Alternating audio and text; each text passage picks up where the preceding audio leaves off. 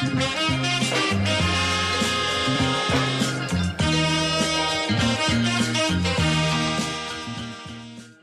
yeah. It's another episode of Drinks with Jinx. We're going to get right into it. We got American Cholo in the house. Man, what's going on, player? How we doing?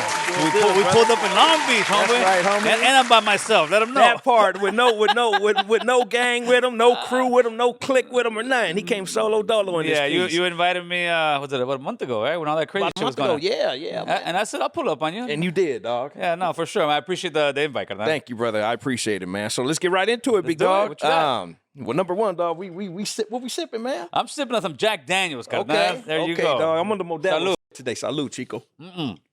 I've been off me and Beer got a divorce, homeboy. What happened? I went to go do a documentary about 7 weeks ago, man. Okay. I told my wife, take some pictures, right? It's something like this. And I looked at the pictures. I said, God damn, I'm fat. I said, what in the hell? She's like, you better stop. I said, no, f this. Yeah. I said, why in the f did you tell me I got fat again, man? Right. And then the next day I went to a family barbecue and I had a meeting with all the family, right? I told them I'm pissed off at every single one of you guys. Why, what's going on? I said, because I'm a fat motherfucker, man. Because I had a couple about maybe like, I don't know, 4 years ago, 5 years ago, I got a phone call on a Sunday. Sunday from my doctor, right? He tells me, hey, Gil, check this out, man. You got 30 days to drop these sugar levels, lose your weight. Or I'm gonna put you on I'm gonna have diabetes. I'm gonna have like insulin or something? Yeah. And I said, you know what? Nah, f that, brother. So I told my wife, right, that's it. So I lost about, I don't know, probably like 40 pounds, 60 pounds, like in about 6 months, 8 months. That's great, man. Started going to the gym, I was probably back in the best health I was until I was like maybe like 24, 25 when I was getting out of jail, right? Okay. Looking sharp, everything. And then COVID kicked in, homeboy. And then COVID kicked in, and then put it back on. And the gyms got closed down. And then little by little, I went back to the Modelos. I went from only Friday. You know, after I lost the weight, everything, all right, I'm only going to drink Fridays. I drink Fridays. You know, I put up 2 weeks. Then you drink it Saturday. Oh, man, you got a podcast. It's Tuesday. And then I'm in a documentary look like a fat. Like, nah. I got to get my sexy back, homeboy. There you go. So that's why I'm on these only on the weekends. And that's all it is, man. Because those are too good for me, man. No, these are fire. That's like when I gave cocaine in the early 2000s, man. I can't just do one line. It's like Pringles. Like, I can't just do one beer, you gotta do multiple of these, multiple rails of these. You know what I'm saying? I'll hit those back when I'm 60 years old. Right, that part. All right, so look, OG, tell me a little about yourself. So you're Honduran. Yeah, I was born in Honduras. In Honduras, okay. I was born in Honduras in 1975. Okay. I came to America, pretty much, in December of 1981. Okay. And I moved to North Hollywood, California, where I still reside. Okay. Right? By 89, where I lived at was, you know, it was the barrio, it was a hood. By 1989, I joined one of the local street gangs, let's say, right? North Hollywood boys. Okay. My mom at this time was the neighborhood dope dealer. My mom used to slang cocaine. Damn. My stepdad used to, same thing, slang cocaine. He passed away in 1990. Okay. Something about that. He got smoked over a drug deal gone bad. Okay. By 91, you know, people think that you join a gang and right off the bat you're this killer. No, it's like anything else. It's like a job. You start at the bottom. You started being the mail boy, and then you work your way up to a CEO or whatnot, right? Okay. So I got in 89. I was a punk youngster. By 91, my gangsterism, I guess, had moved up a little more because I finally figured out the power of a gun. You know, when you're a young kid and you're getting, you know, jumped and all kind of stuff, you get scared, and finally you figure out, damn, I got this weapon. I got 20 goons. They're running from me. Why? Because I can kill them.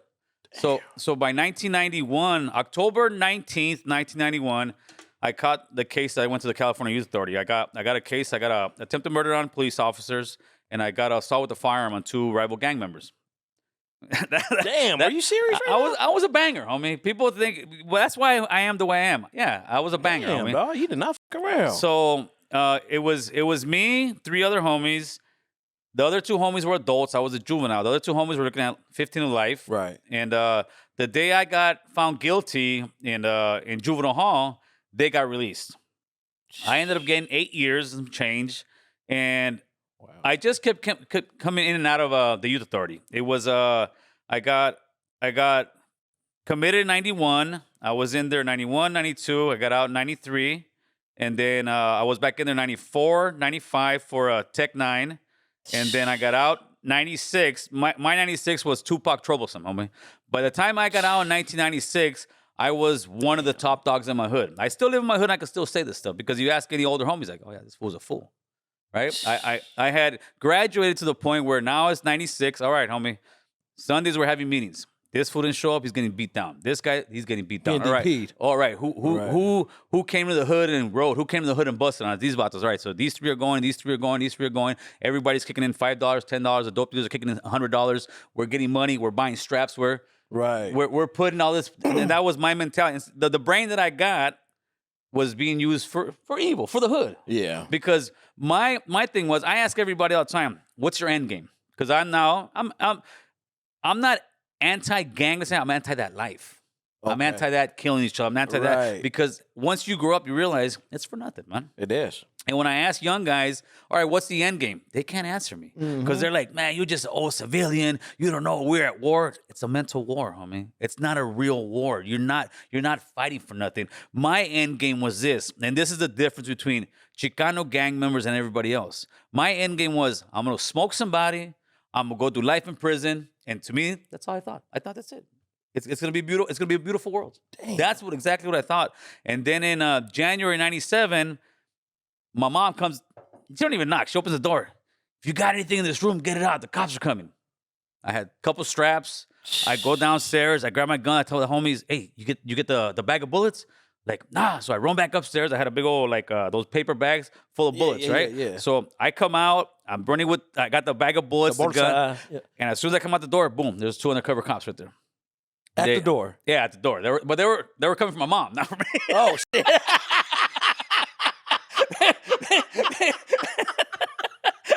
Hey, then were the 90s, homie. I'm like, hey, officer, I'm just here visiting my mom right now, man. I was on parole, and they pretty much almost maxed me out, man. Right. So I went back to the California Youth Authority, again, 97, 98, and I got finally paroled in 99, and I never stepped back in jail. You know, when I went to parole after 1 year, I was at the parole board, and they asked me, all right, Tejada, that's my last name, right? They said, you came in here, gun charge. First violation, Tech 9. Second violation, you got a 38, you got a 9, you got a bag full of bullets. What are you going to tell us now that's different? And I looked at all of them. It was 4. I think it was 4 of them with a full board. I said, unlike all these suckers behind me, they're going to tell you they're going to get a job, they're going to do good, they're going to do this. And you're actually saying this? Yeah, I'm saying this. I said this on parole. Right. I said, the difference is this. When I was a young kid, I had about 3 years left to max out. Okay. Because in why they can only hold you up to 25, right? I said, when I was a young kid, I thought 3 years was the end of the world.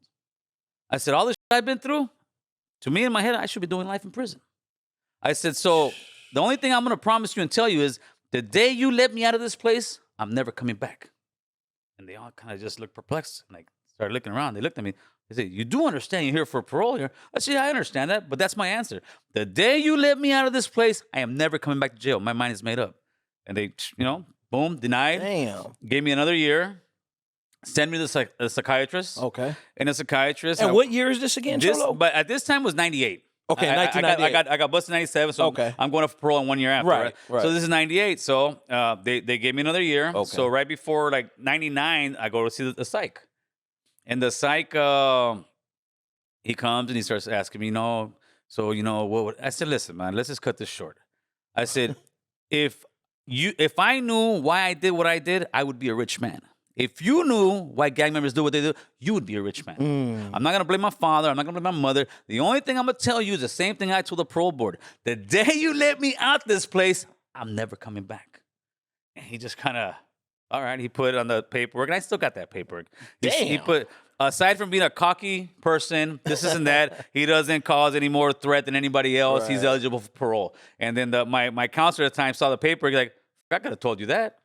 That's just the way I was. I've always been this kind of, and people, they think, no, I'm very confident of who I am. Right. So I got out in 1999, homie. And at this point, I get a phone call I got out. I paroled to my girl's house, which is my wife now. Okay. She has a son, right? Anthony, which is my son. I raised him, right? He calls me Pops. Right. His father's in prison doing life for murder.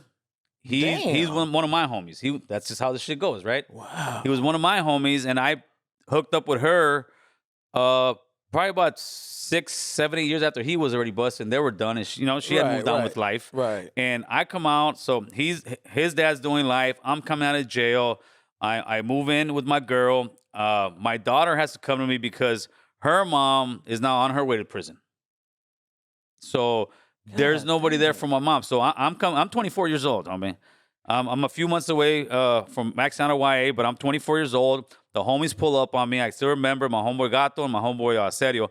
Gato had moved out finally, took off. He was a crazy-ass homie, moved out to Seattle and doing his thing. Which one? My homeboy Gato. Okay, not Serio. Serio's 45 to life in prison. Okay. Yes. Serio, yeah. Serio's doing 45 to life in prison. Okay. Killed somebody like in around 2000 and I think 4 or something. Damn. Dog. And I'll get to that story with him, right? Okay. So right there and then, I had to make a conscious decision. They pulled up on me and they're like, "What's up, stranger?" He's called me stranger, right? That's not what we still do. "What's up, stranger? Let's roll." Because they already know. They thought the brains is out, which I was the brains. I'm not going to fuck it. The brains is out. This fool's out. He's going to come here and get the hood cracking again. And this was my answer to him. I said, "Fuck you fools." And I was like, "Really?" "Yeah, fool, fuck you fools." I had it like that in the hood because a lot of guys can't do that because, oh, who the fuck? No, fool, fuck. They already know how much I love the hood. I still do to this day. But instead of having to try to kill somebody or push, nah, man, we can all make money. Yeah, The guys who were my so-called enemies, the guys from other, I saw my hood from like the very kind of young age, right? I think my neighborhood was probably like 5 years old, 4 years old when I got into it. Right. So I started at the young age. And now I speak to the older guys, like, yeah, man, this guy was a homie. These guys were friends, but we all joined different gangs. We started fighting one another. They used to be a football team. In a lot of these neighborhoods, they were all football teams. I mean, we were called the North Hollywood Boys. So we played football, but then after a while, there was a couple gangs we would play against. Right. And then eventually, people start drinking, the young. The one thing we lack in our community is communication skills, man. Yeah, 100%. And that's how all those wars started. And then to the homeboy Serio, he started working with me, right? Because I started working construction. So let me get back to on track. So I had to make a conscious decision after those guys left. Am I going to go back to the hood and have my daughter go in foster care? Have my girl who I said and I've been fucking talking to and writing to all these years while I was in jail. Right. Tell her, "Hey man, I'm gonna take care of business. I'm telling you, I'm not going back to jail." Or am I gonna leave my family hanging for the hood? And I said, "Nah, fuck that, man. I've been here for 10 years doing all this shit for the hood. I got nothing out of it. All I got was losing 6 years, losing homies, all kind of just all kind of desmadre." So no, I started digging ditches, homie. I mean, literally digging ditches with a pick, with a shovel, working construction. And after about 5 years, I became a contractor. I started learning how to read plans. I became a concrete contractor. And now I work for a company. I ran my license for about 8 to 10 years. Okay. But the payroll stuff at the while, you know what? I got what I got. I got my pad. I got my, my wife and I have a nice, comfortable life, Hell right? yeah. And now what I do, instead of the homies calling me for straps or dope, they call me for work, homie. There you go. Even guys get out of prison. Hey, talk to a stranger. What's up? You get a job? Straight I say, yeah, if I can't get you a job, I'll put you somewhere. I'll connect you somewhere. Right. So now, to me, that is the big homie. The big homie is the one that's really taking care of you. Not the guy trying to give you meth. Not the guy trying to give you heroin. Not the guy trying to put a gun in especially if you're older. If you're an older guy and you're doing that, that's just misery loves company, man. You know what's up, big dog? I tell people, bro, every day when a motherfucker wakes up, they wake up with two things. A chance and a choice, right? Yes, sir. Facts. A chance to be able to do something, right? And a choice to make a difference, yes, sir, in your life, maybe even in somebody else's life, right? Absolutely. Let me ask you, right, back to the gang shit, because it's you really came from that gang shit, like legit, right? Like it wasn't watered down. You know what I'm saying? Like legit, like motherfuckers putting in work, doing what they do, and all 90s, that. brother. Now, what do you like? How do you feel, right, about a lot of these fucking rappers these days that try to buy themselves into these hoods? I think there's two different ones. Okay. I think I'll go for first the ones that there's guys who are not gang members and rap about it. I got no problem with that. Okay. I got zero problem with that because they're just using their talent to try to get out the hood, make some money, right? And that's a huge problem in the Chicano community, huge. Whereas, and I've had these conversations with homies that I get along with very well that are rappers, or this and that, this fool ain't about that. How can I rap about that? This fool, I was like, wait a minute, homie. Dr. Dre was no gangster. Ice Cube was no gangster. I hate to break the news to most of you players. Tupac was no gangster. He was a revolutionary, but he was no gangster. I grew up in the 90s. I was that old. I was 21 years old when Tupac got killed, homeboy. Right. So don't give me this shit. Young kids will believe, you hate. I ain't hating on him, homie. Right. Tupac was at a ballet studio doing all that. He was a very intelligent brother. Hugely fucking, just great guy, right? But he wasn't that gangster. But he came over here and started believing that. But what happens? You get smoked. Yeah. You get smoked trying to do that. And that's unfortunate. But to me, if you're rapping about it and you got skills, we should support them. But when you're trying to actually claim a hood, I think they're selling out. I think people are selling out the hood, and that's one thing you see much more in the African American community. I don't even know if that happens with the essays. To be honest with you, I don't know. I can't answer that, but I know for sure with a lot of African American gangs, we see that shit happen all the time. All the fucking time. All the time. Right? We seen it happen with Chris Brown, right? We seen it happen with Soulja Boy. We seen it happen with Justin Bieber, right? Supposedly he was a Crip, which he ain't no Crip. You know what I'm saying? We done seen that shit happen a lot, right? And this is my parte on it, right? If you're a rapper, you're a celebrity, you got a big name, you got money, there's nothing wrong buying protection from the hood. Right? For the hood. You buying protection, right? So you got protection from the hood. That's cool. Yeah, I get that. Right? I get so, you got some Crib, you got some Blood, you got some Southsiders here. They got your back, right? And you might have to spend a couple dollars. That's okay. That's cool. No problem. Because you're making money off the culture. You're making money. No problem. Yeah. But it's the difference, like you said, when you're paying yourself into the hood and you start claiming the hood, homie, you ain't never put no fucking work in. You never got courted in, homie. You throwing up the gang signs in the videos. You got the rag, homie. Motherfuckers done died, sacrificed, went to jail, killed, and did all that for that rag, homie. When it comes down to it, that's the hood's fault. Whatever hood they're in, that's their fault. That's true. That's their fault. You got to blame the hood. The only difference is this. I'm sure every single one of these guys who had somebody claim their hood, right? I'm sure there was a good chunk that didn't like it. And the ones that did like it were the ones that were getting paid and going to the parties. Yeah. So I'm sure there was a lot of inner fighting between all these neighborhoods. Yeah. And one of the biggest ones that you can see was 6ix9ine. Oh, yeah, for sure. 6ix9ine pretty much paid his way in there. These guys used them. And to me, do I feel bad for the guys he snitched on? No. Because, to me, I already know, and I say this all the time. You go with the carload of homies in a car. Let's say 5 guys, 2 in the front, 3 in the back. You go kill somebody. Somebody's going to snitch on you. Somebody's going to tell. Somebody's going to tell. And they're from the hood. Yeah. Right? There's a good damn chance they're going to tell on you. These guys picked up some guy that was a straight square kid with some talent of doing his thing. You know, whether people want to hate him, 6ix9ine got major talent. Right. Whatever he does, he's got major talent. But they took him and tried to make him into a gangster. And this is a problem on both communities.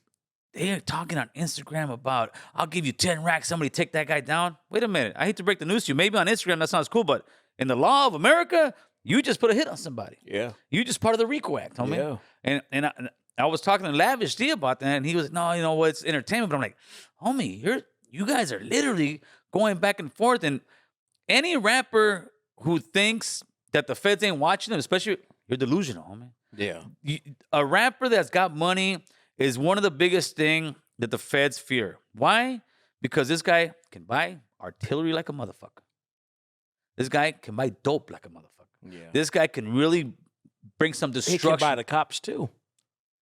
So that's what it is. So any rapper that's doing it, they're on them, fool. Their phones are tapped. They're watching their social medias. They're doing these, and these guys believe it's cool and hot. But it's almost like the street gang and the street life is now on social media. Yeah. Because nobody's really hanging on the block anymore. Nah. Straight up. They're not. Straight up. That is the biggest difference between, and I'm not taking away from this generation of gang members and our generation of gang members. Our generation of gang members, part of the law and the rule was, fool, you ain't posted on the block. And like, hell yeah, we posted.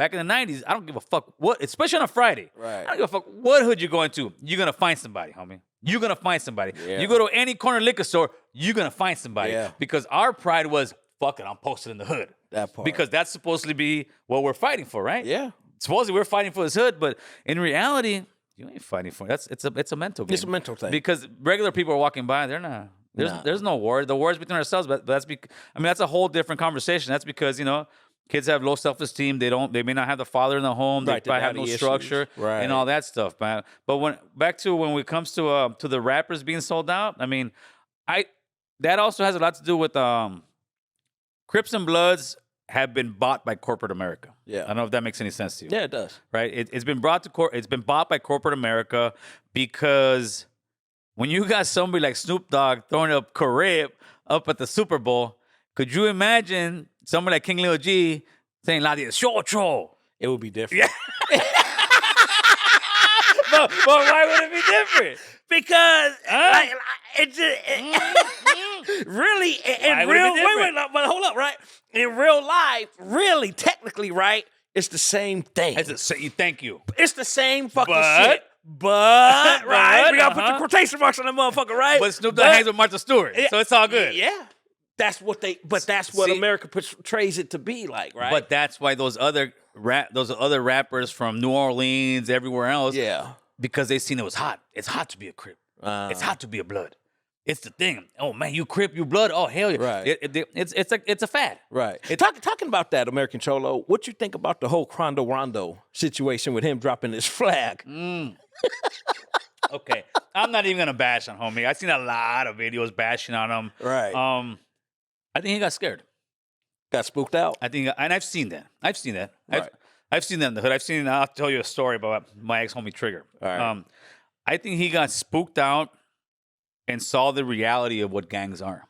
Okay. Because he just thought, it's all flash, it's all this, I got my homies, we'll do a book.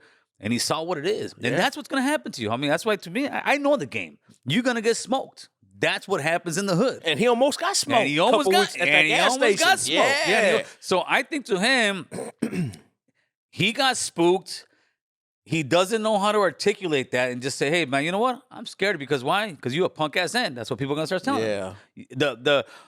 The whole wrath of but in the long run, if he can figure out how to keep his mouth shut about trying to talk shit to other people, he'll be more successful. He's doing what he's doing now, what most people will do when they're 30-something years old. So he's figuring out at a young age whether people want to see it or not, homeboy. Right. And if he plays his cards right, man, he could be a rich guy living many years. Right. After a while, people forget about it. No, you're right. I think him actually, let's be technical, right? Yeah. Him actually wanting to stop gangbanging. That's a great fucking thing, right? Like you like if you had a kid and he told you, "Hey, I love my flag," I'm like for all the gangbangers, right? Like because you used to gangbang, right? And you were like, "Man, fuck that. You know what? I'm done with this shit. I got to be a man. Now I got to stop that shit." There's nothing wrong. That's fucking awesome, right? Because before being a gangbanger, you're a man anyway. Before any of that shit, right? So by him wanting to drop his flag and say, "I don't want to gangbang no more," I respect that. That's fucking awesome, right? But it's the way he's doing it, homie. Well, yeah. Because he ain't really from that hood like that. You know what I'm saying? Yeah. So that's why what it doesn't look good. He never put no work. He didn't put no work. Right. That's always the difference. That's the thing. You didn't put no work and you're still rapping about shit right. like that. Exactly. And it's going to be a tough thing but hopefully other people will learn. You know? But at the same time, but I think, didn't he get jumped in over where he's from? I don't know because that's another thing, right? They have Rolling clicks over there. Yeah. Well, yeah, Rolling 60s is in St. Louis. They're everywhere around the United States, but there's different politics, right? There's different rules that apply. They're in Texas too, right? But the originators of that shit is here in South Central. Yeah, of course. So, but if you're not getting courted in, jumped in, if you ain't putting no work in, homie, on the set, and you just claiming this, that's a problem, dog. With the originators of this shit, you know what I mean? I think he, like I said, he got spooked. Right. He jumped too quick. He should have just kind of this is what you can do most of the time, right? After you get a certain age as being a gang member, just start fucking walking away. Yeah. Don't say nothing to nobody. All of a sudden, hey, we're so I don't. I seen that phone in a minute. Ain't nobody gonna unless It was back in the days, and you still live in the hood. That's how we used to beat up homies in the park. Like, hey, we're so-and-so. He didn't show up. All right, let's go beat him up. Damn. Why? Because that shows motherfuckers, hey, you better. In other words, this is real. Yeah. We're trying to kill one another. In our hood, we're trying to kill motherfuckers. Right. Straight up, because they're killing us, we're trying to kill them. So we need to make sure the troops are here. Right? But that's not the era we live in anymore. Nah, let's be honest. Right. If he would have just kind of just step back and say, you know what, guys, I need some time for myself, blah, blah, blah. I'm gonna step away from the rap. Just something for 6 months. Step away from it. You're gonna come back and just not come to LA banging, not rap that shit. I think he would have been better off. But I think what it was, he insulted a lot of people that, wait a minute, fool, you were claiming this shit. In other words, you did it all for the fame. That part. That's what it was. You did it all for the fame. But again, all these hoods, homie, they got some liability to it too. They keep letting these guys in. Let's be honest. And the reason they want them in is because they want to get paid. So in other words, just like fools sell their soul to the devil, the hoods are selling their soul to get some money. Damn. That's a fact. I ain't heard nobody say it like that before. That's a fact, homie. Damn. That's a fact. I myself wouldn't want, hey, like let's say I'm in the hood, hey, this guy's going, nah, fuck this guy. Fuck you, ain't from my hood, homie. Like, no. So back then, right, when you and your homies were putting in work and you was really riding what if a fucking rapper would have come to you guys and be like, hey, homie, I'm gonna buy myself in your number one, he would get fucked up just for even saying some shit like that, right? We as Chicanos have a certain pride, right? And this is what makes us horrible CEOs when it comes to gangs. Straight up. This is what makes us horrible CEOs. Right. Only there's 2 gangs that are great CEOs, and I'll tell you which companies are. That would be MS and 18th Street. Okay. They're 2 of the biggest gangs in America. Yeah. Right? They're everywhere. Yeah. Why? Because somebody would come to 18th Street or MS and say, hey, I live on 4th Street. No, we're 18th Street. Okay, but I want to be 4th Street, 18th Street. Okay, no problem. You got it. Us, most of the time, like me, in my hood, I'm from Tierra Street, right? There's a hood not too far, and they're pretty much gone now, right? They were taggers. The homie's going to hit them up. Hey, what's up, man? We're going to put you guys on. All right, cool, but we want to keep the name of our crew as a clique. Now, fuck that. You're going to be from Tierra Street. Damn. Not good fucking CEOs, homeboy. So if somebody would come to us, I'm a rapper from, fuck that. You're going to be from here. We try to say, oh, this is us.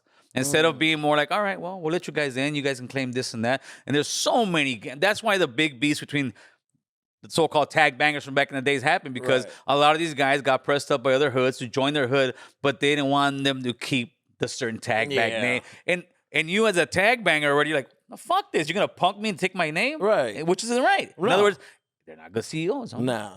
But 18th Street MS got that right. But with us, I don't think we would. I mean, we didn't. I don't think so. In other words, if you ain't really from the neighborhood, if you ain't really putting, you can kick it with us. Right. You can kick it with us all day. No problem. And there's guys that I know to this day that they kicked it with us.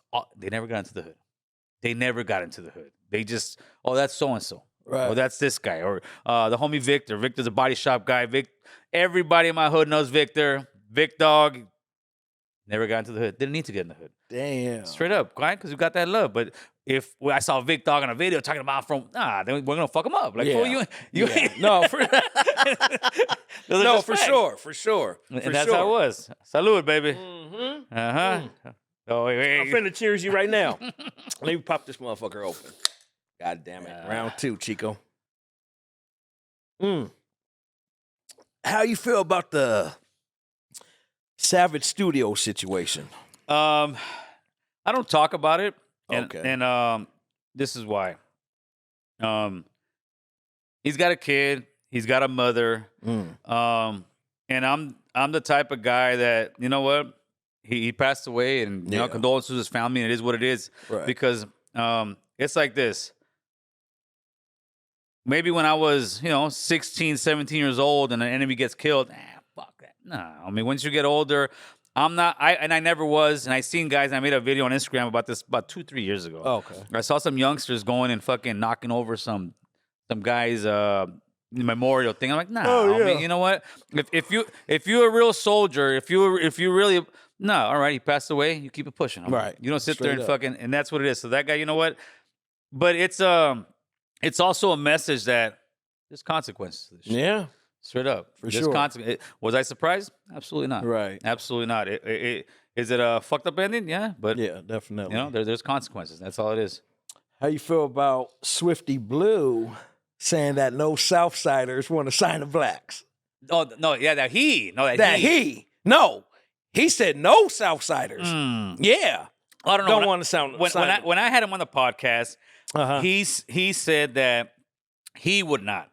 But Swifty Blue just isn't articulate enough to kind of express what he was saying. I think what he was just saying was he's trying to keep it brown. He's trying to keep it in the community, just like how let's say Malcolm X, keep it in the community, keep the money in the community. Black owned, black this, black that. I think that's what he was saying. But the thing with Swifty is he's just trying to keep it gangster at the same time too much. That's the homie and all that. But he's a young guy, I think that's all he was really trying to say. But it's like anything. You take a snippet of an interview, right, and you put it out there. Because the original question that I think Bullet Kev asked him was Whack 100, and after Whack 100, he went and said that, and people would sit there and tell me too, oh, why did you press up on Swifty Blue? Look at what? No, the way Whack 100 said it and what he was talking about. Because after they said that, Whack started talking about taco this and what then you're getting disrespectful. Right? If Whack 100 would have come out and just said, man, that's not Whack. Wacko's Wacko. Homeboy. He does that for the views and for the controversy. Right. And Swifty's thing was, he was just pretty much, to me, he was just pretty much saying he just wants to keep it brown. And it was funny because I asked my my sound and video engineer, he's an African-American guy, right? Okay. So I said, hey, Chris, what do you think about what Swifty said? And I played it for him. Right. But he's not gang-related at all. Okay. He's a square guy. And he's like, well, he just kind of sounds like he wants to keep it in his community. Yeah. But when you're from the streets, oh, hell no. Right. This would try to say People get offended. Right. But Swifty, if you didn't hear Swifty, I mean, he's African-American. Well, he's hip-hop culture. Yeah. He's hip-hop culture. Yeah. He is. And I think most hip-hop guys... They don't give a shit about that. Only people that want to be like, this and that. Try to make something out of it. Try to make something out of it. That's what it is. And especially after all that Tyga shit that went on and all that. Look, nah, homie. Right. Apples and oranges. Right. Apples and oranges. You know what? So I somebody asked me too. One of my subscribers asked me, how did I feel about the I Caramba video? And I said, you know what? I thought there were certain parts of that video that was offensive. Yes. Personally, I thought it was, because if the fucking tables were turned, homie, it would be some shit. Of course. Right? Of course. So I think that was a great thing for him taking that video down. Props to the man, homie. Props to the man. Absolutely. That's some G shit. Yes, it was. What I don't like is Power 106 taking you and his video down. That's what I don't like. That ain't cool, bro. Because shit like that should be stayed on the internet, man. Yeah. You know what I'm saying, dog? I think, well... and I'm just going to keep it G with you, Cholo. You know? I didn't really like... I was like, after I saw that cropped and edited video myself, right? I understood why they took it down. I was like, these guys didn't want any backlash. They thought, oh, Jesus, we got the biggest racist in America that was speaking for it. Straight up. I woke up that morning, Jesus, what the hell is this, right? Yeah. And as a corporate, they were scared to have that interview anyways. Yeah. Right? So to me, it was what we wanted was done. Okay. All right? So I was like, you know what? This ain't about me. It's ain't about Tyga. This is about both communities kind of coming together and saying, you know what, dude? This was, to us, disrespect. Some people say, oh, it wasn't. Okay, you're not going to tell somebody what's disrespectful now. It's like me telling a black man, that ain't disrespectful. What's the big deal? No, if your community's upset, obviously you're upset for a reason. And that's the same stuff I use, and that's how I get my point across. But people say, why you got to talk about the black? I said, no, I'm letting you understand where I'm coming from, man. That's all I was. Right. And then people say, why did you come at Swifty with that energy? I said, wait a minute, go back and watch that interview with Power 106. Capone still has it on his page, right? Go watch that interview. Did I come at Tyga crazy? No. Was I pressing up on Tyga? No. I'm showing people, brown and black, this is how business gets done. This is how corporate America gets done, homie. All that trying to press up on people, nah, they'll be like, I ain't working with this guy. Right, exactly. I ain't working with this guy. Exactly. And when I had Swifty in there, I spoke the same news Swifty. You know, I told him this and that, and we had our conversation, especially about like the N-word and all that stuff.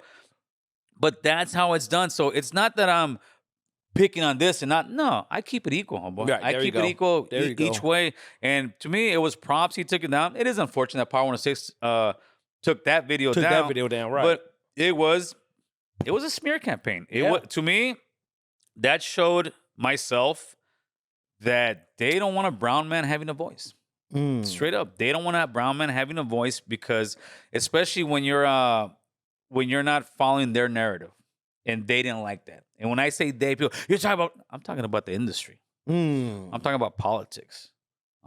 Because the difference that I do is I have all these conversations because most people want to scream at each other. Right? Why? Because that way you could blame that guy.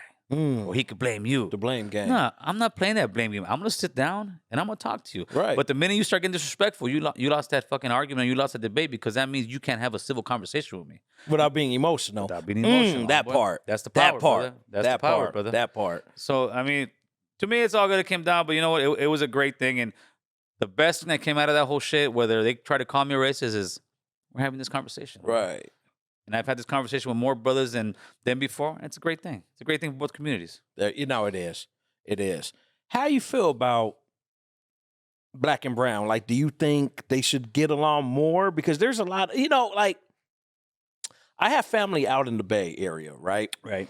And it seems like in the Bay Area, it seems like the Black and Hispanics get along more than they do here in Southern California. Well, they do, but this is what I say too. They're still killing each other. Yeah. Straight up. They can try to use that all day long. Man, no, you don't. You guys are killing each other. The fuck out of here with that shit, man. Yeah, you guys are South in Southern California. You fools are killing each other too. What? Yeah. Brothers, and at the end, brothers are killing brothers at a much higher rate than anybody else. Brown are killing brown at a much higher rate than everybody else. So miss me with that shit about, we just need to come together as minority community and say, this shit, this is silly, man. Yeah. It's deadly, but it's silly as fuck. Facts. And how many years are we continuing to live on this thing, man? The Jews were gang members. The Italians were gang members. Yeah. The Irish were gang members. Yeah. And they all grew out of it and started becoming businessmen. Are we really the savages that white America says we are? Because we can't fucking step out this game? Straight up. Are we fucking savages? Because that's what they say about us. Right. But hey, 50 years, we can go on YouTube now, we can go on Instagram and see, man, that guy from that block is no different than this guy. But we continue these fucking silly ass fights, homie. Instead of actually making money, instead of actually buying these properties, everybody else did it except us. We're too busy having these low level conversations, and I'm trying to have these higher level conversations and show these young men this is how you do it, homie. Right. And I'm still on my block. You'll still find me at the liquor store where I grew up, where I was gangbanging. I still go there, buy me one of these drinks, sit with the homies, smoke me a joint, and I'm going back home, homie. There you go. But I'm dropping this knowledge on the youngsters. That's what we got to do. That part. I'm salute to that shit. That's what we got to do. That's what I'm talking about, Cholo. That part. God damn it. What intrigued you, bro, to start podcasting? The cops raided my pad. Okay. This was in 2018. I'm driving to go give the guys payroll. It was around Christmas time. Oh, 2018. Yeah. Okay. It was around December of 2018. I'm putting Christmas lights in my house, and as I'm driving back and forth throughout my block, I'm like, damn, what the fuck? I tell my wife, I said, hey, you see the cops out there? She's like, no. The cops were at every corner for like 2 days. Right. And I said, they're watching our house. You know that, right? She's like, you're crazy. And I said, oh, okay. 2 days later, Saturday, I'm driving to get payroll, and I get pulled over. Guy pulls me over. I said, what's up? He's like, can you get out the car? I said, yeah, whatever it is. I got out the car. He's like, you so-and-so? I said, yeah. He's like, hey, you from so-and-so? I said, I don't know. You seem to know my hood. Like, I said, you seem to know a lot. And then he starts talking to me like, well, they're about to raid your pad. I said, bullshit. All kind of cars were driving by, right? Cop cars. Like maybe, shit. I don't know, 10, 20 cop cars were going by. It's like, they're going to your house right now. I said, bullshit. He's like, look up there. I look up. The ghetto bird's right on top of my house. I said, the fuck? I said, you guys are tripping, man. And then he starts asking me, hey, you got busted for shooting at cops. I said, listen, man, I don't know. You tell me. He's like, and he was a young rookie. He pretty much spilled the beans. He said, yeah, man, we had a meeting at fucking 3 in the morning, 2 in the morning. So they had you on top of this picture and other homies and this and that. They thought that I was the ringleader of fucking some criminal fucking shit that was going on in the hood. I had nothing to do with it. They came. They handcuffed my wife, handcuffed my grandfather, my grandma. I mean, not my grandma, my father-in-law, my mother-in-law, everybody, homeboy. Arrested that. I mean, put cuffs on everybody. Put cuffs on everybody, dude. What the Put cuffs on everybody. I'm maybe like a half a mile from my house, and then they're like, all right, we gotta take you back. You're a witness. I said, all right, let's go. He's like, turn around. I said, for what? I gotta cuff you. I said, bullshit. I said, did you say I'm a witness? Like, yeah, but it's policy. I said, fuck no. That's bullshit. I said, if I was a white man, you wouldn't be cuffing me. And then came the one of those Challenger rides. Big old goons come out of it. Fucking like they remind me of Training Day. Okay. The fuck? What you mean you ain't gonna cuff up? Turn the fuck around. I said, you motherfucker. I already knew it. They're gonna fuck me up right now, right? Oh man. Turned around. They cuffed me up. I told them I need my phone. They said, oh, it's gonna be in the glove compartment. Took me home. Searched my whole shit for 2-3 hours. Got my cameras. I got cameras all over my house. What are we gonna see on your cameras? You're gonna see me fucking put on Christmas lights. What you gonna see? They ended up letting me go. Nothing, because I did nothing. I go back to the police station to get my phone. Because I go back to my truck to get my phone. Phone's missing. I go to the police station. Where's my phone? Oh, long story short, brother. They stole my phone. They probably thought they're gonna find all kind of gangs. Nothing. Wow. I go to the cops. I went talking shit. I did a video too on my YouTube. Banging on the cops. I want to know, hey, where the fuck's my phone? I said, you mother. Oh, no, the guy. In other words, my shit disappeared. My phone disappeared. That's fucked up. And then probably about a week after that, I get a letter in the mail talking about that my phone's been tapped. That they've been listening to my conversations, and by law, that they can't, if there's no conviction and no arrest, they have to send me a letter showing that they were tapping my phones. So my phones are being tapped. Why? Because I'm a successful guy. Still living in the hood. Got a nice house. Got some nice cars. There's some hating ass punk motherfucker. I've been working since 1999. Right. I was digging ditches, homeboy. Right. And at the end, nothing. I didn't get shit. But that spooked the shit out of me, brother. It really spooked the shit out of me because while I'm being handcuffed, I'm thinking in my head, even though I'm not, do I got a gun in the house? Do I got this in the house? I'm like, dude, I'm at this age. I'm gonna go to the joint right now. That's what I'm just getting flashback. I'm like, damn, I gotta go from not even American Cholo mode, because American Cholo wasn't even born then. Right. I'm going from Gil, the homie that's been working, the construction guy, back to in my head. I'm like, dude, I'm going to the joint. That's what I'm thinking in my fucking head. So when I get home, I'm like, fuck this. You motherfuckers want to know who I am? All right, here we go. I'm gonna open up a YouTube channel, and that's where it all came from. It came from actually police brutality, just like that. That's where it came from, homeboy. You know what I say? Fuck the police. See, and yeah, you know, fuck them. But you know what the crazy part is? Fuck them. I'm also pro badge, homeboy. Yeah. And it's funny when people say, "Oh, you're this motherfucker." I got busted for shooting at the cops in '99. I started the YouTube channel because of this, but I'm not ignorant enough. Even my mom, when she was a drug dealer, she would always tell me this: "Mijo, treat the cops with respect." Yeah. Right?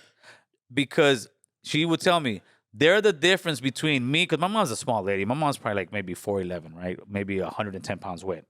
She goes, the cops are the only ones, even though I have my medicina, she would call it coca medicine, right? Even though I got my medicina, when I'm going to the market, they're the only ones stopping somebody from grabbing my shit and running. Yeah. Even though I hate those motherfuckers. She would say that, even though I hate those motherfuckers, we still need them. Because my mom grew up in Honduras. I was only there for 6 years. So she knows what real police brutality looks like. This is, does there need to be change? Yes. Definitely. But there also needs to be change in our communities. Exactly. And people don't want to talk about that. They don't. Straight up, homie. Because when you start talking about that, oh, you're a sellout. Nah, it's because you too ignorant to see this. When we killing one another, when we slanging dope to one another, when we poisoning one another, but then it's just a white man's fault? Nah, it's all of our fault. People got to stop blaming the white man all the time. Accountability. Exactly. Accountability. That shit irritates the fuck out of me, dude, because blacks and a lot... Well, I don't know. I can't speak for all right, but a lot of people, they play that game. Oh, it's the white man. It's the white... No, homie. That's not what the fuck it is. No. You got to take accountability, like you said. It was the white man in the 60s, 70s, 80s, 90s. Right. By 2022 right now? It's like, shut the fuck up with that. Right. Yeah. It's time for us to step our game up. Exactly. It is time. Does the white man still have... Yeah, they definitely owe us our due as far as more money to after-school programs. I think it should be where no kid should have to pay like all this shit about college students getting $10,000. No, No kids should have to pay to play football. Right. No kids should have to pay to play baseball. No kids, and I'm not talking about just after school park. I think some real leagues, Right. Some boxing. You got to keep these kids into something because if they don't get into that, they can get into the streets, into the bullshit, and the streets are gonna eat them up. And then we're gonna complain about my baby's dead, my baby's in prison. We got too many brown and black men incarcerated. Yeah, because we're killing one another. Yeah, we're killing one another. You're right. What the fuck? It's like, how much money does it take to sit there and do these trials, put these people? That's money that we could be having in our community if we stop doing the dumb shit. Exactly. You're right. Hey, I'm gonna tell you, man. These funerals cost money. Oh man, I just finished. You know what I'm saying? I just finished a murder trial. Some piece of shit killed my sister-in-law. Oh shit! I just finished a murder trial like maybe a month ago. Okay. It had to have been $500,000-$600,000. Easy. The guy's been there for 2 or 3 years. Detectives, lab work, judges. It's $500,000-$600,000 for murder. Man. That's a shitload of money. God damn. That's a shitload of money. Almost a meal, man. And then you got to house the guy in prison for the rest of his life. All this money can be allocated towards our community if we just lessen the murders, lessen this, lessen the bullshit, Exactly, lessen the bullshit. But damn, I think us talking about it more and more, hopefully we'll get some of these guys. Hopefully, man, because it's a very sad situation, bro. It's a very sad situation. I think it sucks when you live in your neighborhood and you got to keep looking behind your shoulder. Mm-hmm. Or you can't have your kids play outside. Absolutely. Or you can't walk your dog comfortably. Or you can't go for a little late night walk with your wife, and hold her hand just around the corner a couple times and, get a little workout in and come home. But that sucks, man, not being able to do that. What's happening now, Jinx, is that is starting to happen. They're kicking us out of our own neighborhoods. We've been killing one another for 50 years, homie. 55 years. Yeah, let's keep it technical. Let's keep it 5-5. 5-5. Shout out to C-Mac. C-Mac. 5-5. Shit. 55 goddamn years. There you go, right? You know what I'm saying? Hell We've been killing each other for 5-5, right? 5-5. No, let me take my tooth out real quick. Yeah. They ain't knowing about that. I mean, they ain't knowing about that. Come on, now. I taken a couple beatings myself, but I got the tooth knock out of that. He ain't got the...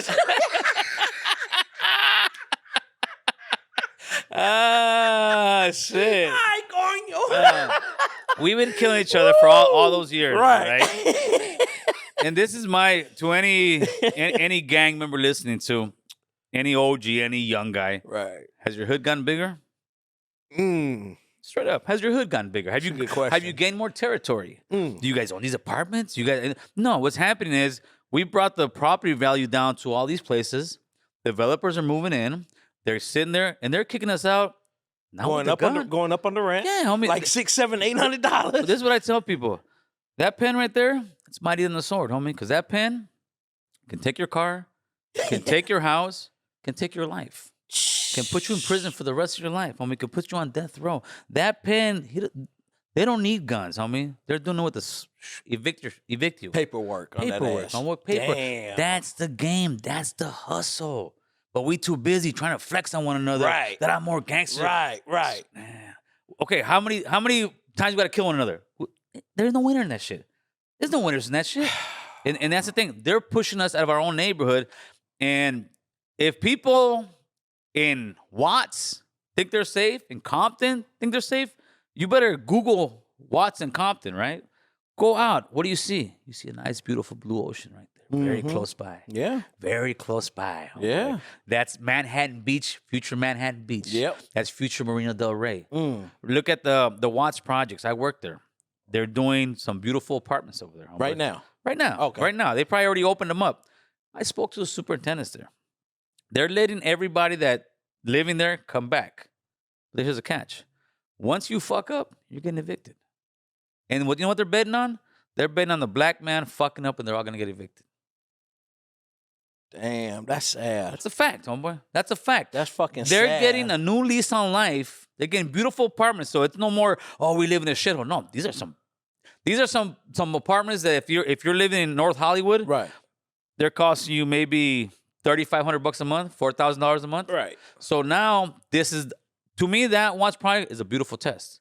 It's a test to see if you can really make it out. Because all these excuses about it's about it's the mental. It's all mental. It's the hood mentality, homeboy. Right. The one of the best songs is Ice Cube's hood mentality, homeboy. Institutionalized too by being in prison a long time. Motherfuckers come out with that same mentality out here, and it's like, bro, that system done fucked you up mentally. Well, I would say no. I would say a lot of people, black, brown, white, I would say whatever. Most of the guys that come out of prison, especially after doing more than 5 years, come out a little more mellow. Yeah, but it's the young guys. It's the young guys, and especially with the brothers. You guys don't have that much structure. All right, that's the difference between. Well, I think it depends what gang it is. No, when it comes to when it comes to the brothers, an old head is an old motherfucker don't know shit. The fuck you gonna tell me? When it comes to us, kind of respect him more, especially if he ain't a dolphin, if he's doing right. You guys do get that, but that's the difference between the essays and the brothers. The brothers they'll say they're more free to do what they want, which is true. But if you're not respecting your elders and the elders trying to, that's a problem. That's a problem. That's a fucking that's problem. A problem. Yeah, that's a problem. But people talk about it, they'll be like, "Oh, you're racist, American Cholo." What you're saying? Nah, homie. Nah, we saying some facts, homie, whether they want to hear or not, because this is what it is. The truth hurts. I mean, but you part nigga yourself. Oh, from man. being from Honduras. I'm gonna get my DNA and say, that's some African American in your ass, motherfucker. And I laugh when people say, "Are you Mexican?" And I was born in Honduras, homeboy. Right. I was born.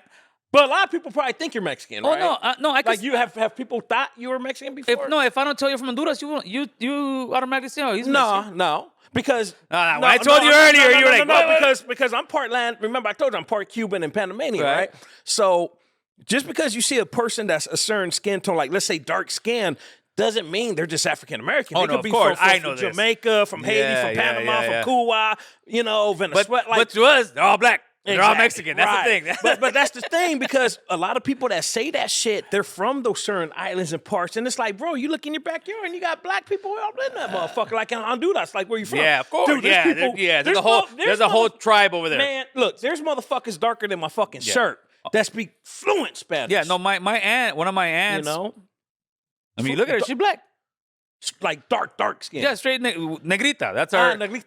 That's our nickname for my grandfather. If you look at one of his pictures, or like mulatas, right? Yeah. It's straight up. Yeah. So yeah, there's definitely a mixture of that. Oh, 100%. Yeah. I grew up Chicano. That's all I know. Right. But to me, I think it's a great thing that I'm actually Hondureño. Yeah. Because I know how to step into the Hondureño part. I know how to step into the Chicano part. I know how to step into the American part, because I know what it is to also be like, even to this day, well, you ain't Mexican. That's how ignorant you motherfuckers are. Right. Because you're always looking for a reason to hate. Because you don't want, because why? Because the truth fucking hurts.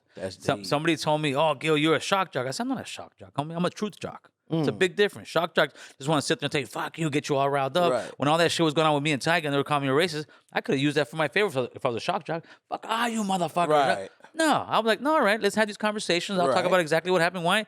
Because I want to be able to walk into any fucking room and say, all right, that guy will talk to you. Right. Because that's how we move ahead in life. Let me ask you this. We're going to switch it up real quick. Do it. What's your issue with Adam22, bro? Oh, man. What's your motherfucking issue with Adam22? Okay. Keep it G, American Cholo. That's all I know how to do. There we go, baby. Adam22, to me, my opinion, proved to me there's a fucking culture vulture, boy. Especially after getting an edited video that he knew was fucking fake within 24 hours. He knew it was fake. Keeping it up there, 1. 2, his own employee, Duno, asked him to take the video down that he's getting death threats. He fucking laughs at it. He fucking laughs at it and dismisses it. I'm like, what the fuck? After we go to his podcast, he's still trying to defend this shit. He's still trying to defend this shit. Why? Because he's a white man that's never lost anybody to gang violence, doesn't know the reality of words and trying to have two races go at each other. If it was anybody else, like, if it was anybody else, they would have said, no, wait a minute, we're tripping. Especially, hey, dude, this video is fucking fake. What are you doing? He said it's newsworthy, right? Right. Any news organization, as soon as they get reality, hey, this is fake, they're going to retract the story. They're going to apologize. They're going to say, you know what, this is wrong. He's still trying to push on it. And at the end, he was more offended about the coon part, which was, and I still to this day, it's a sellout. Oh, but I'm like, wait a minute, Adam. You're more offended than the brother? You're more offended than AD? AD already heard the story. AD's like, dude, this is out of context. But Adam just wanted to keep it on. Why? Because he wants the views. He loves the drama. He loves to sit there and rouse shit up. Why? Because it's not his fucking white kid that's going to get shot and killed.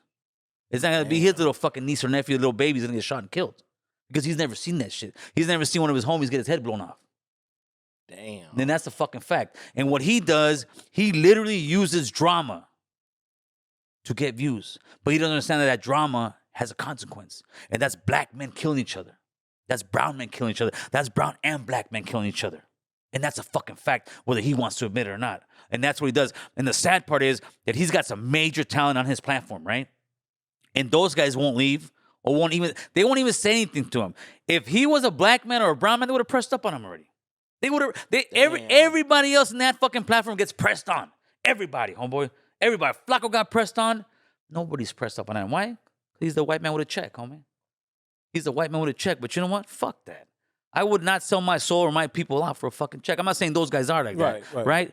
But the problem is, those guys have enough time to do their own thing if they wanted to. But it's almost like the slave mentality. Hey, no, the white man got the check. He's the master. Damn. He's the master, and they keep going back to the master. Homie, but me? Fuck that. Fuck that and fuck that guy. Damn. Straight up. Do you guys think you could ever sit down? Of course. I can sit down with anybody, homie. Okay. I can sit down with anybody. Absolutely. Okay. I can sit down with anybody and have that conversation. Absolutely. Okay. But this is just the way I feel. Right. Because I got death threats, homie. If not 100, maybe thousands off of that shit. No Jumpers got collectively almost 10 million fucking followers. I woke up on Saturday morning with hundreds, if not thousands, of death threats. Fuck you, fuck your family, putting my address out there, all kind of shit over a fake ass video. That's where we pulled up so deep at No Jumper. People think, oh, this. How many did I pull up with? You today? had like 30, 40 motherfuckers with you, bro. Yeah, we're about 40 something. Yeah, off top. Up top. About 40. Yeah. And that was just something that was done over like a 3 or 4 hour span. Like, hey, dude, all right, let's go. And they were all down. And they were all down. I mean, why? Because, and a lot of those guys are enemies gangs. They're not from the same hood. They're from all kind of different hoods. That just showed that collectively we can come together. That we're not trying to fight each other. Right. We were going there to send a message. Hey, homie, we got this guy's back. This guy, American Cholo, he's not just one crazy guy talking. No, we got his back, but as a community. And it was all love what they did. But the fucking motherfucker that's let that stay there, he wasn't there. Adam wasn't there. Flacco wasn't there. Damn. In other words, let the black man take the fucking heat. That's what they do, homie. Damn. And that's what they do. Politics-wise, that's what they do. They want us to fight one another so we don't realize how much they're fucking us. And that's Republican, that's Democrat, that's politics in general, and that's what he's doing. And some people may not want to see it. Oh, Gil, you're hating? I ain't hating. I got a good life. No, that's not hating. Yeah, but you know what? I refuse to bring anybody I bring on my platform, I have a intelligent conversation. Right. And most of the guys that come on my platform, that people think, oh, these are dumbass rappers. Like, hey, dude, I didn't know this guy was that intelligent. It's not that they're not intelligent. They're going to these platforms where they're dumbing themselves down because these fucking guys are asking some stupid-ass questions to get these guys to fight one another instead of having a grown man conversation. Exactly. Straight up. Exactly. Damn, that's G. And that's what it is. That's a G-ass answer. It's the truth, homie. It's the truth. Right. Damn. Where do you see yourself, bro, in the next, 5 years with your podcasting? Well, hopefully we'll break the 100,000. You got some good numbers right now, man. Yeah, you're doing good than a motherfucker. People thought I was crazy. At the beginning of the year, I said if I don't hit 100,000, but it was with my YouTube, Instagram, I was gonna leave because Instagram I just started to YouTube now. We're about to break the 100,000 with all those. Okay. This is what I'm hoping for. I'm hoping to have a platform where it's a morning show with traffic, with this. Talking, having a fun morning show, right? Yeah. In the midday, maybe throw a little bit of news in there. Through in the middle up to 6, 7, 8 o'clock. Do these podcasts, have different members in there, have different segments, but always to me, educate us, man. We can sit there and entertain us. Yeah. That's what I do. I will entertain the shit out of you, for sure. But I'm going to educate you. I'm going to drop some knowledge. Okay, when I had Skip Townsend on there, we were going back and forth. He tells me, well, why is it that No Jumper has so many followers and, your people, my people follow him? I said, Skip, who's got more followers? Pornhub or the church channel? Wow. Only because you got more followers doesn't mean that's the right thing to do, brother. Damn. Straight up. Facts. Straight up. And we can make our own platform where we can have those badass interviews, homie. We can sit there and have some crazy. In other words, to me, it's like we're selling our soul. We're still doing the same old shit we're doing in the fucking 60s, 70s, selling our soul for these guys. They don't care about you, homie. Adam don't care about us. Adam, when it comes to the minority community, we're just a paycheck. We're just a number. We're just monetized, homie. And if that means your fucking nephew's gonna get killed for it, so fucking be it. I'm getting my numbers. And that's a damn shame. And that's a shame that we haven't realized that yet. But with what happened people are realizing it. I left him quiet this time. You left me quiet like a motherfucker. You fucked me up with that one. You asked the question, brother. Right, yeah. You asked the question. Yeah, I did. And that's what it is. But, hopefully those guys will change, but he won't. We'll see. I'm going to try to set up an interview with you and that. All three of us. Okay. I'll be the mediator. I'll be the one in the middle. You guys sit down, you talk, and I think everything, like you said at the very beginning of this conversation, right? It's all about communication. Absolutely. Right? I think even when motherfuckers, when countries go to war, before they go to war, they have conversations to see if they can nip the shit in the bud. Yes. Motherfucker, if you don't understand where I'm coming from, that's what real and I don't understand where you coming from, homie, then we finna pull these pistols out. We finna go to war. Yes. But if we could sit down and come to some type of agreement, bro, like decent human beings, then we good. Sometimes you gotta agree to disagree. And that's cool. I can get down with that. Right, I can get down with that. But wrong is wrong. Wrong and right is right. Wrong is wrong. But I want to say something when you brought that up about other countries fighting. Right. I hear a lot of time from younger gang members. Man, you don't know. I lost this homie. I lost that homie. We went to World War II. We dropped a bomb in Hiroshima, homie. Yeah. All right. Millions of people affected over that shit. One of our biggest allies. Right? Germany, one of our biggest allies. Yeah. Italian mob, the reason they got together because they figured out we're killing one another. You're not making any money. All that. Oh, they killed. No, that's low-level kid shit. Right. Real generals, real fucking people up there. All right, we lost these. Let's keep it pushing. To me, when we keep these gang fights going, that's dying in vain. Right. If we stopped it, then you know what? That homie died to let us figure out we shouldn't be killing one another. That's the way we should be thinking about this. That's higher level. We've been too lower level, and I'm trying to get us to, think a little bit about. Black and brown is a beautiful thing, bro. It really, truly is, man. We're so alike in so many ways. Yeah, absolutely. We're damn near the same. You know what I'm saying? It's just a different. Listen, y'all just a little lighter. That's it. We're practically the same, bro. We all grew up. That's why when I laugh, we all grew up like with my era. Right. The guys are my age. Right. We all grew up. Listen to Run DMC, Kumo D, LL Cool J. Then I went to NWA. Then I went to Tupac. Then Snoop, Dre. We all went listening to these musics and to all the fads and we all went through the same shit, brother. Yeah. We all went through the same struggles. We all went through the same beatings the cops gave us. We all went through every single thing together. The good thing is this though. The younger generation doesn't see this much. They don't. And that's a beautiful thing. And that's a beautiful thing, dude. That is a beautiful thing. They're actually blessed by not having to go through and see that bullshit. Right. You know what I'm saying? Right, for sure. But to be able to sit down with these young motherfuckers and explain to them what done happened in the past or what we may have went through, right? Then they could hopefully comprehend it. See, the reason why I say fuck the police, bro, is because I got multiple reasons. But I'm gonna tell you one, right? So one night, man, back in 2000, I was with my cousin, man. We went to Hawthorne, right? To a little party or whatever. We stopped at the gas station. There was a cop or sheriff or whatever. Pulled us over, just started fucking with us. Threw us in the back seat. Comes back and says, and he's holding a pistol. And he's like, hey, I found this pistol in the glove compartment. Who does this belong to? And it's only us too. We're like, oh, fuck, what the fuck? I'm like, yo, bro, that ain't our shit.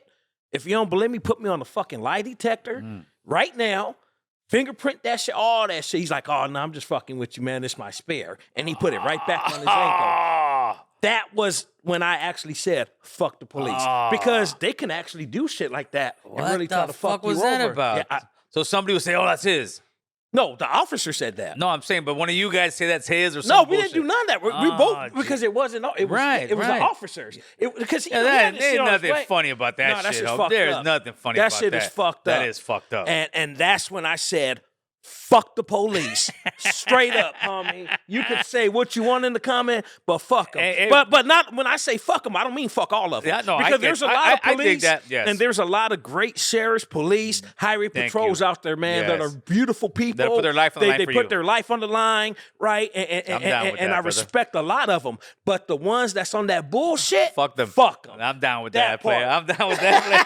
I'm down with that, homie. This has been another motherfucking great classic episode of Drinks with Jinx, the podcast where we chill, conversate, drink. American Cholo. Oh, shit! Bar's closed. The bar's closed. It's the bar. I'm fucking up. But look, American Cholo. Tell them where they can find you at. You can find me on YouTube, American Cholo. Just type. Actually, you gotta type it all in because I've been shadow banned. It's all one word. No, it's American space Cholo. Oh, you gotta do space. IG, it's been kind of shadow banned, so you gotta put the whole thing on IG. The real American Cholo, and TikTok, the same thing, American Cholo. But just hit up American Cholo. You'll probably find like 20 videos hating on me, and then eventually you'll find me somewhere over there, carnal. We're getting it in, player. We're getting it in, baby. We out, man. Thank you, man. Yes, sir. All right.